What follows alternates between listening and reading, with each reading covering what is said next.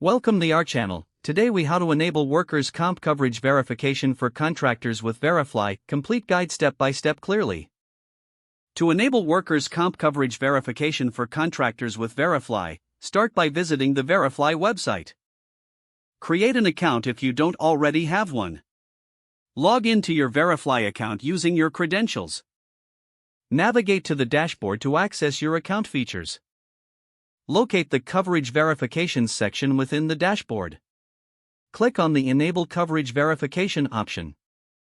You will be prompted to provide specific information regarding your contractors. Enter the names and email addresses of the contractors you wish to verify. Ensure the contractors have active workers' compensation coverage. Review the information you've entered for accuracy. Proceed by clicking the Submit button to send verification requests.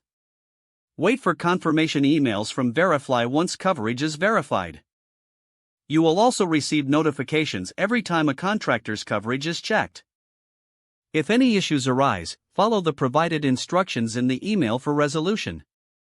Once everything is set, you can easily monitor and manage your contractor's coverage status.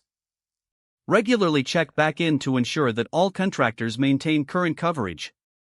For any further assistance, refer to the Verifly support section or contact customer service.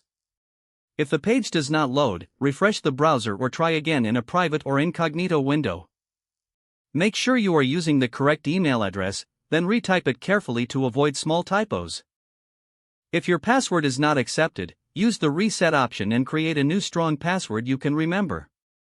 Check your spam folder for verification or security emails, then complete any requested confirmation steps.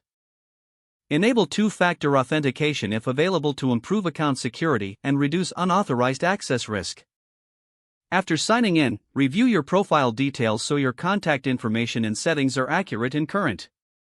If you see an error message, note it down and try again after restarting your device and internet connection. Log out when you finish, especially on shared devices, to keep your account and payment information secure. If the page does not load, refresh the browser or try again in a private or incognito window. Make sure you are using the correct email address, then retype it carefully to avoid small typos. If your password is not accepted, use the reset option and create a new strong password you can remember. Don't forget to like this video and subscribe to our channel for more step-by-step tech guides.